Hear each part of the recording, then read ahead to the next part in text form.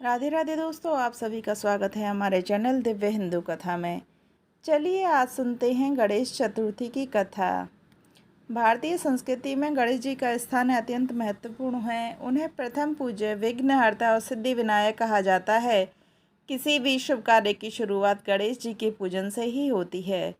विशेष रूप से भाद्रपद मास की शुक्ल पक्ष की चतुर्थी तिथि को गणेश चतुर्थी मनाई जाती है। इस दिन गणेश जन्मोत्सव भी कहा जाता है। पुराणों के अनुसार माता पार्वती ने एक बार अपने शरीर पर उपटन लगाया और उस उपटन से एक बालक का निर्माण किया।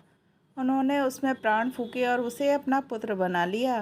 पार्वती ने आदेश दिया कि वह उनके स्नान के समय किसी को भी अंदर प्रवेश न करने दें। इसी बीच भगवान शिव वहां आए और अंदर जाना चाहा, परंतु उस बालक ने उन्हें रोक दिया। शिव जी को यह अपमानजनक लगा और उन्होंने क्रोधित होकर अपने गणों से उसे हटाने के लिए कहा, परंतु बालक बहुत वीर था और किसी को भी अंदर नहीं जाने दिया। अतः स्वयं शिव जी ने क्रोध में आकर उनका सिर काट दिया। जब पार्वती जी ने यह देखा तो वे शोक और क्रोध से भर गईं। उन्होंने संपूर्ण सृष्टि का नाश करने की प्रतिज्ञा कर ली। तब देवताओं ने शिव जी से समाधान करने को कहा। शिव जी ने उत्तर दिशा की ओर मुख किए बैठे पहले जीव के सिर को काटकर उस बालक के धड़ पर जोड़ने का आदेश दे दिया। वह जीव हाथी का बच्चा था। इस प्रकार गणेश जी को हाथी का सिर मिला और वह पुनः जीवित हो गए। पार्वती जी प्रसन्न हो गई और शिव जी ने गणेश जी को प्रथम देवता के रूप में पूजित होने का आशीर्वाद दिया। तभी से हर कार्य में गणेश पूजन की परंपरा चली आ रही है। गणेश चतुर्थी का पर्व विशेष रूप से महाराष्ट्र, गुजरात, कर्नाटक और आंध्र प्रदेश में भी बड़े धूमधाम से मनाया जाता है। यह पर्व भाद्रपद शुक्ल चतुर्थी से लेकर अनंत चतुर्थी तक 10 दिनों तक मनाया जाता है। इस दिन गणपति जी की प्रतिमा घरों, सार्वजनिक पंडालों में स्थापित की जाती है और भक्त उन्हें मोदक, दूर्वा और लड्डू अर्पित करते हैं। एक प्रचलित कथा के अनुसार एक बार चंद्रमा ने गणेश जी का उपहास किया। हुआ यूं था कि गणेश जी ने बहुत अधिक मोदक खा लिए थे।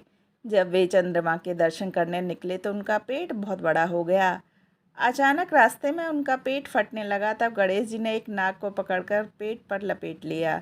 यह दृश्य देखकर चंद्रमा हंस पड़ा और गणेश जी का मजाक उड़ाने लगे। इससे गणेश जी क्रोधित हो गए। उन्होंने चंद्रमा को श्राप दे दिया कि उनकी ओर देखने वाला कोई भी व्यक्ति अपयश का भागी होगा। इस श्राप से समस्त देवता और मानव चिंतित हो गए, क्योंकि चंद्रमा का ना दिखना असंभव था। बाद में ब्रह्मा, विष्णु और महादेव ने गणेश जी से प्रार्थना की। तब गणेश जी ने कहा कि भाद्रपद शुक्ल चतुर्थी को यदि कोई उनका पूजन व्रत पूर्वक करेगा और चंद्रमा के दर्शन से बचेगा तो वह इस दोष से मुक्त हो जाएगा। इसी कारण इस दिन गणेश चतुर्थी का व्रत करने की परंपरा चली आ रही है।